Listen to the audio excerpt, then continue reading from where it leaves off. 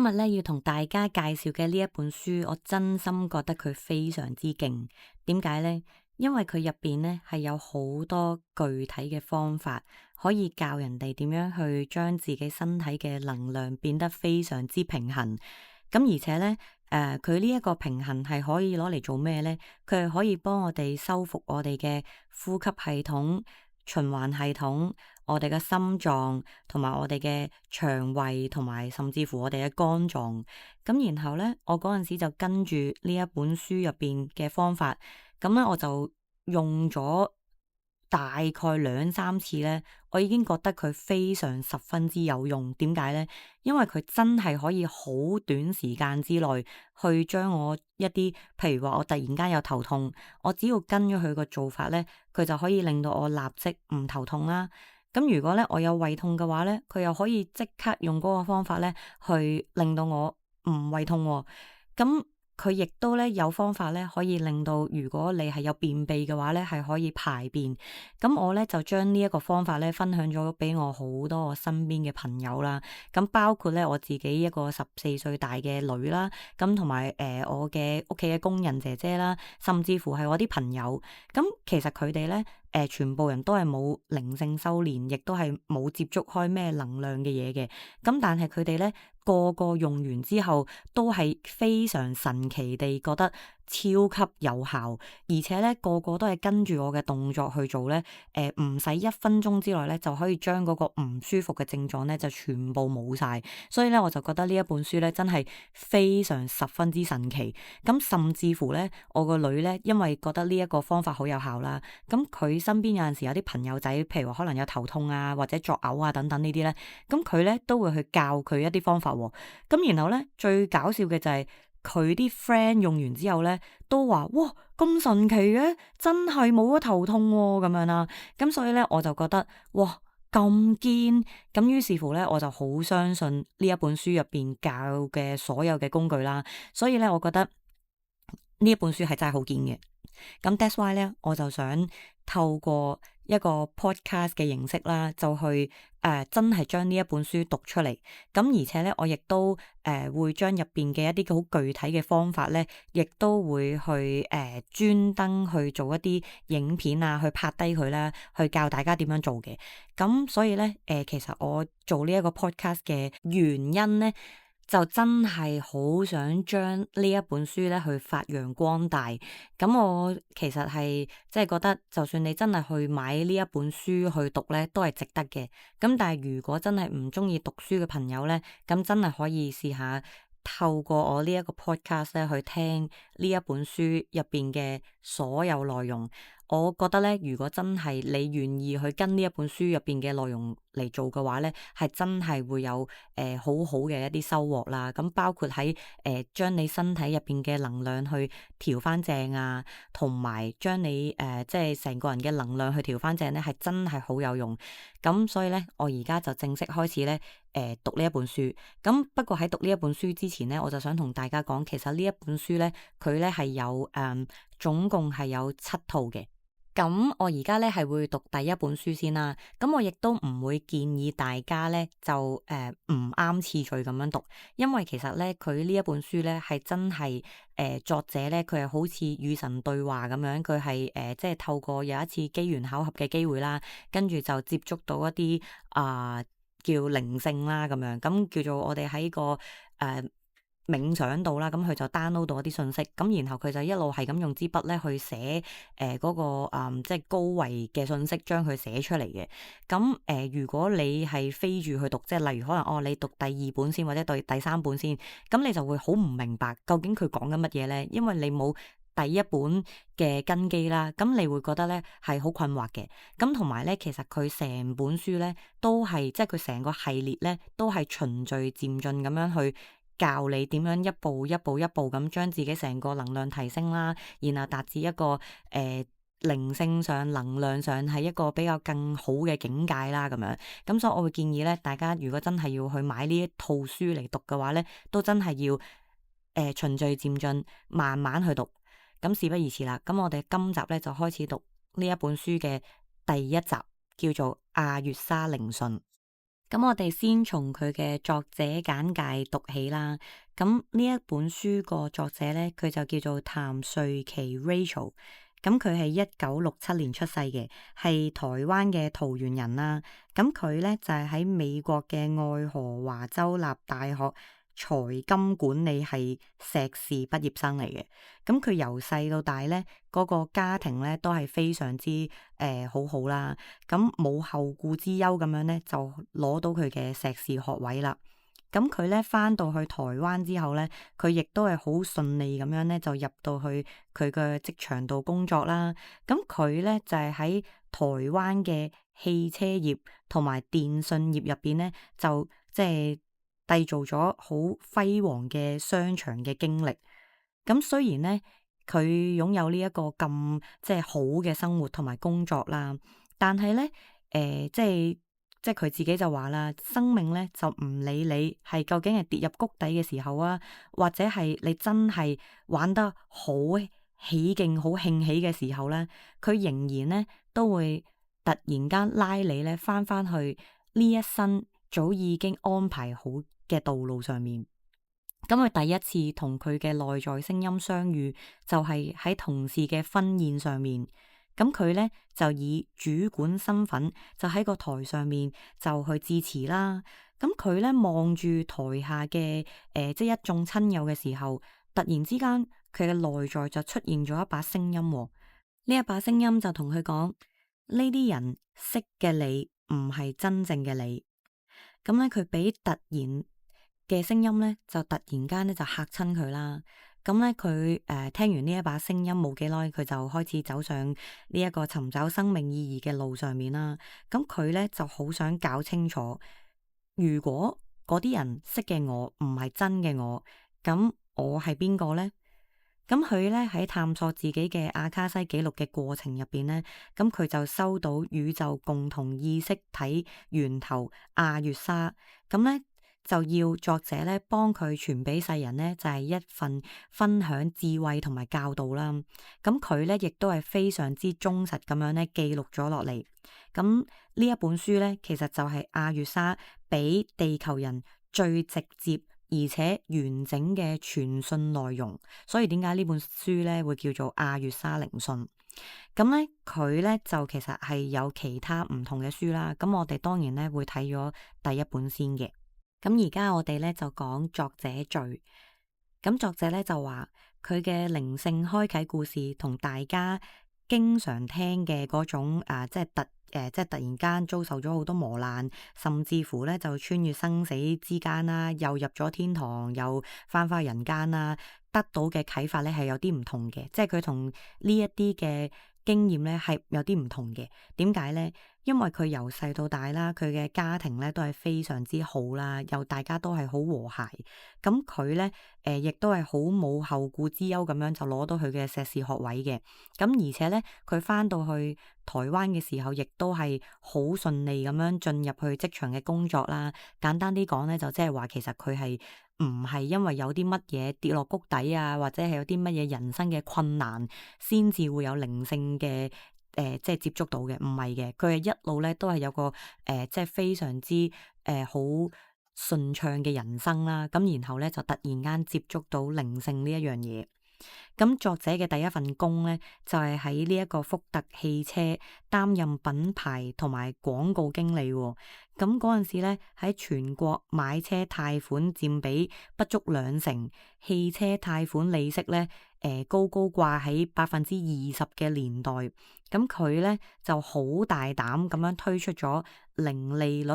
去嘅購車行銷呢一個想法啦。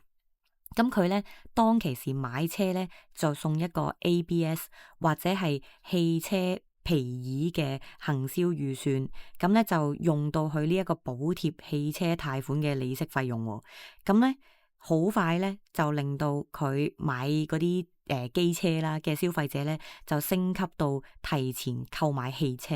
咁咧佢就建造咗呢一個非常之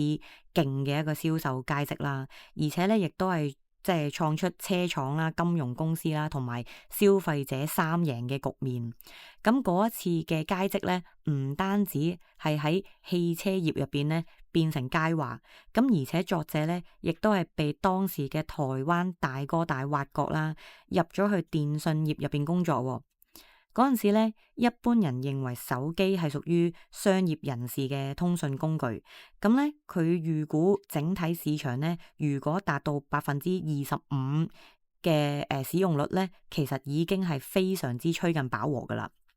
咁佢咧了解咗個市況之後啦，佢咧就推出咗一個叫做軍公教嘅專案。咁咧就係佢咧就令嗰啲從來唔需要用手機嘅人都認為自己咧都應該要擁有一部手機。就係咁咧，電信市場咧就再度咧就被活絡起來啦。咁佢一路咧就即係咁上升啦，啲銷售就去到咧成個市場超過8%嘅使用率喎。咁咧嗰陣時咧，其實作者都係36歲嘅啫。咁佢36歲嗰陣時咧，就俾人升職升做行銷業務副總。咁其實作者咧一路都好感激自己咧擁有比別人多一份嘅幸運同埋機會啦。咁佢有愛佢嘅父母啦、家人，仲要咧佢係可以全心投入喺自己好中意嘅工作上面，有一份咧咁好嘅生活同埋工作。照理嚟講咧，尋找生命嘅意義呢一件事咧，作者覺得應該就輪唔到佢嘅，但係咧，佢仍然係覺得啦，原來生命咧係唔理你究竟係跌入谷底啊，定係玩得興起嘅時候咧，仍然都會拉你翻去人生早已安排嘅道路上面嘅喎。咁第一次咧，同佢嘅內在聲音相遇就係喺同事嘅婚宴上面啦。佢咧就以長官嘅身份上台致辭。咁佢一開口咧，寒暄咗冇幾耐，咁佢望住台下面參加喜宴嘅眾親友咧，佢突然之間就出現咗一把內在嘅聲音。呢把聲音就同佢講：呢啲人識嘅你唔係真正嘅你。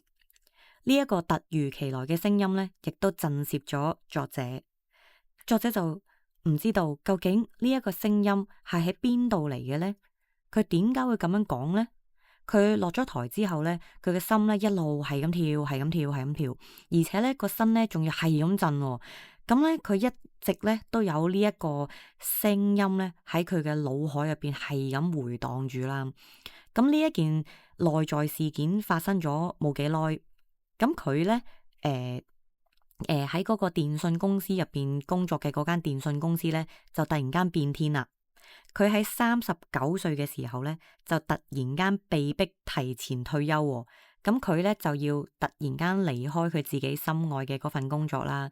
咁佢離開咗朝九晚五嘅日子之後咧，咁佢咧就開始試圖去追尋佢內心嘅答案啦。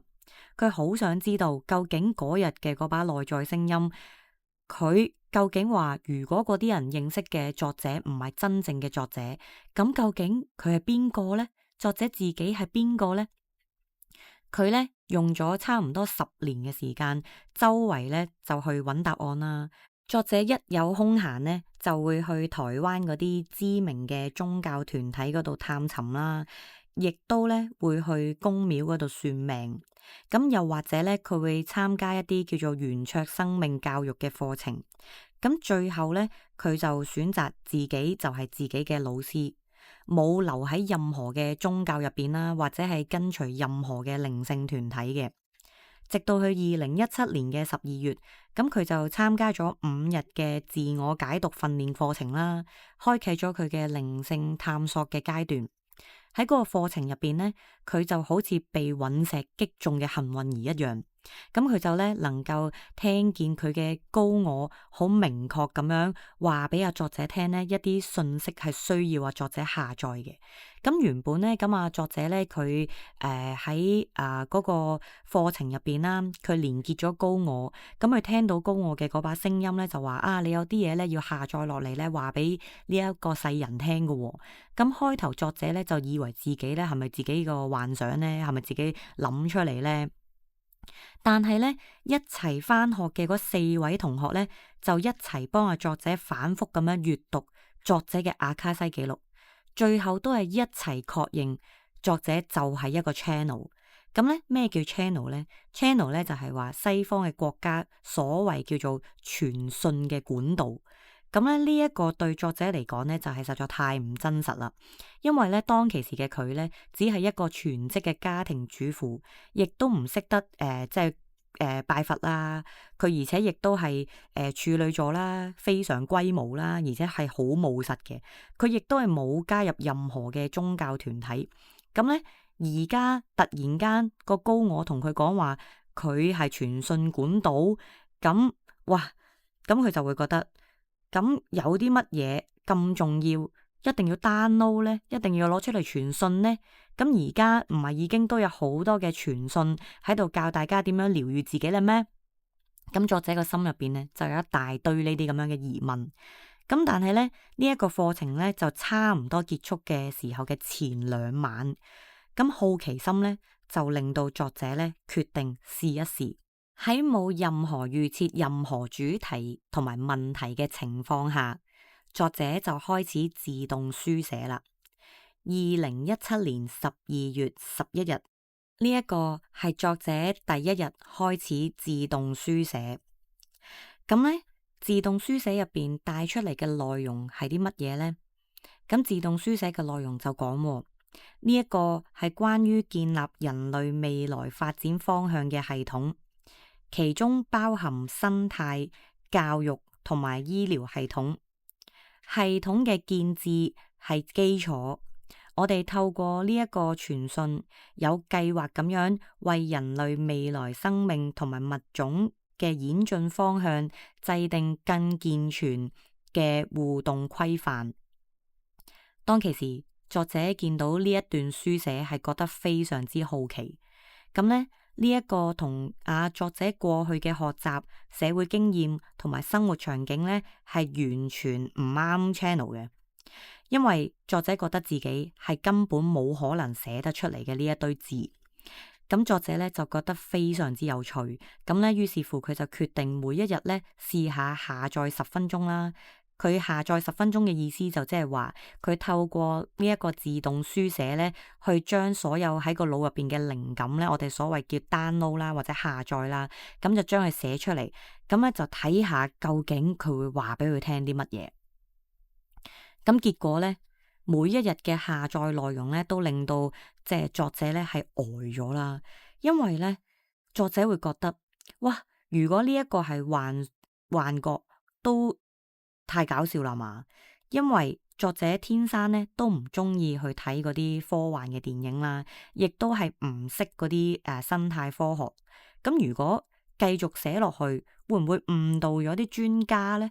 咁咧，佢就將佢下載咗1星期左右嘅內容咧，就俾佢幾位嘅朋友睇。咁咧，估唔到咧，嗰啲朋友咧就超級支持佢啦，而且係全力支持佢。咁有啲人咧，甚至乎係跟埋佢入邊講嘅教導咧去練習。咁好快咧，亦都係得到正面嘅回饋。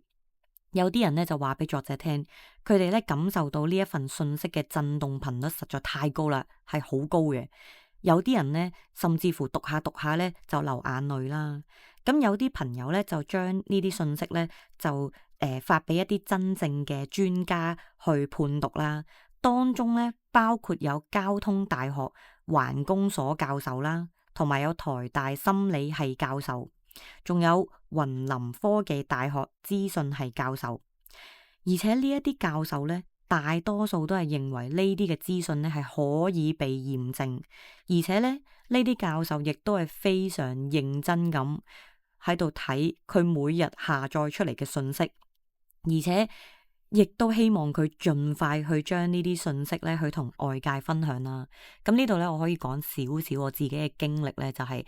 我自己咧亦都係當初咧不以為然咁去睇呢一本書。其實開頭咧我睇佢呢一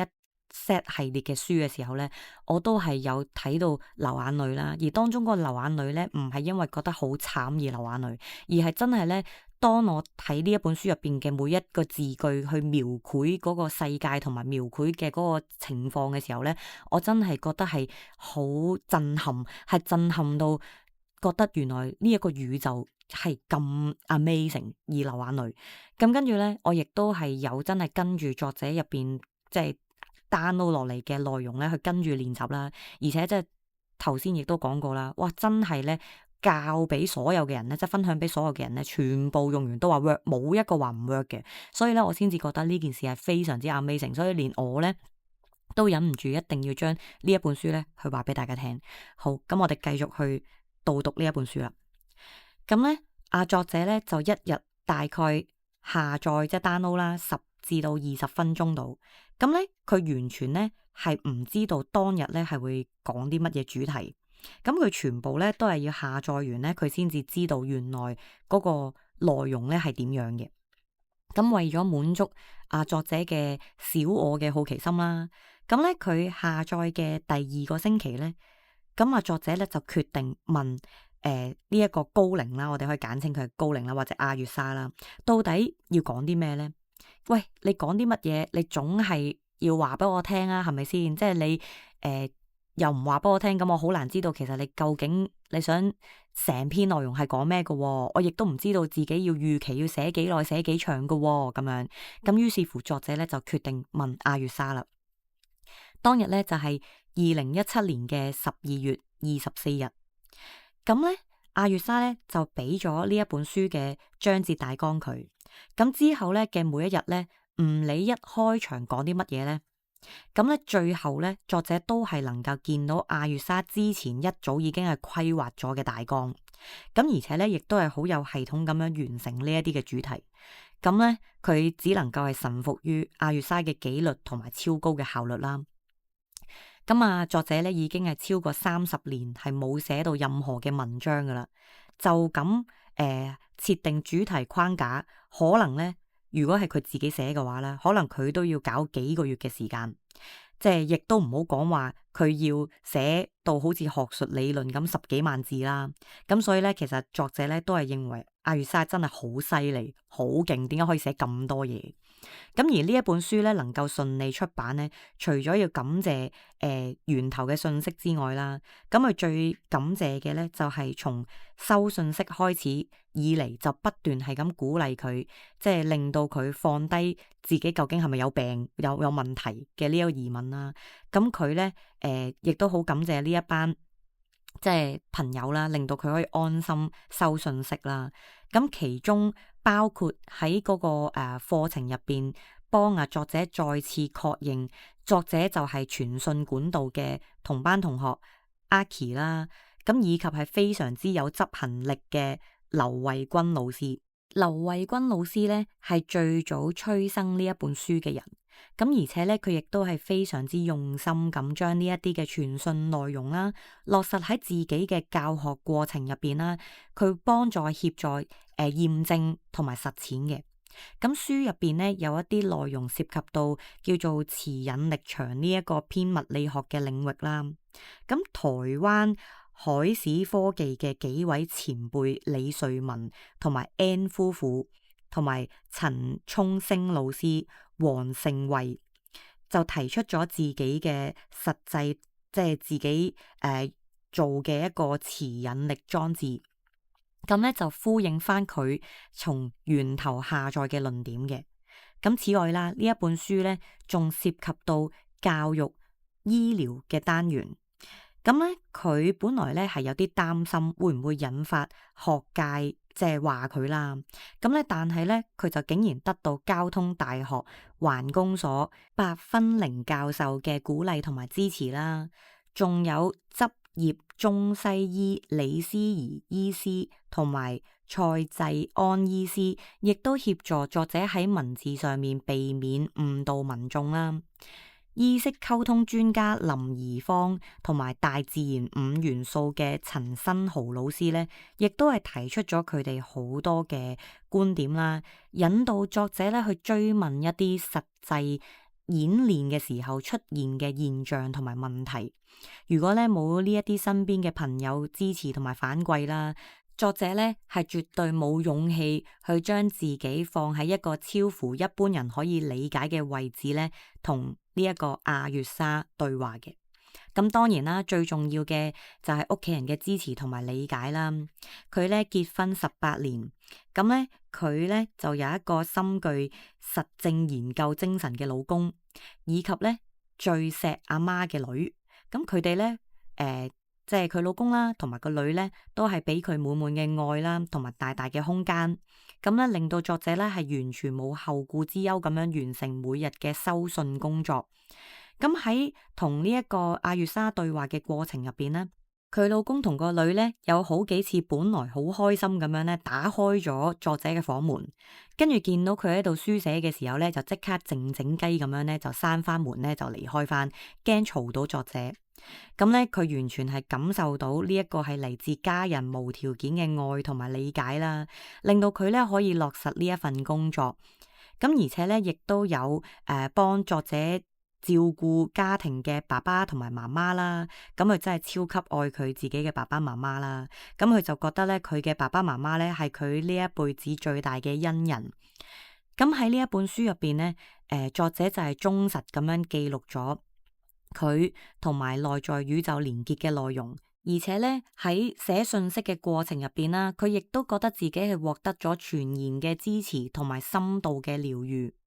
咁咧，因為作者唔想用自己嘅觀點重新整理阿月莎嘅話，避免咧佢嘅小我理解之後咧會論斷啦，亦都會干擾咗個讀者，所以咧佢亦都期盼咁樣嘅書寫方法啦，佢能夠係如實呈現咁嚟自宇宙源頭嘅震動。咁所以咧佢係冇去自己改動嘅情況下咧，係如實將自己書寫嘅內容咧係呈現出嚟嘅。而喺出版編輯部整理呢一份書稿嘅過程入邊咧，其實作者亦都係同我哋嘅讀者一樣啦，都係以讀者嘅身份再次感受同埋理解書入邊嘅說話。咁作者就話，如果當你一時無法理解呢一本書講嘅某一啲嘅句子嘅意義，咁咧你可以過一排再去讀一次，嗰啲句子咧會隨住你個人嘅意識開展，令到你咧會獲得更加深嘅理解嘅。咁咧作者叫我哋相信佢啦，一定要過一陣子再去讀，咁一定咧會令到你獲得更加深入嘅理解。咁作者自己嘅體驗就係每一次嘅閱讀咧，會因為閱讀讀者自身嘅意識狀態而得到相對應嘅知識。同樣嘅一句話，經由你自己更高嘅意志嘅帶領，就能夠咧獲得全然嘅知曉。下載信息咧，去到而家，佢咧從一開始唔敢想象啦，到而家覺得一切咧都係自然具足，宇宙嘅智慧同埋豐盛咧就喺我哋身上同埋周圍嘅環境入邊。作者認為我哋從來都唔需要擔心所有嘅匱乏。接下落嚟咧，希望可以集結到一班願意驗證書入邊觀點嘅朋友一齊練習，因為咧唯有真正落實喺生活入邊，呢一份靈訊先至有意義，否則咧只係滿足小我嘅想象啫。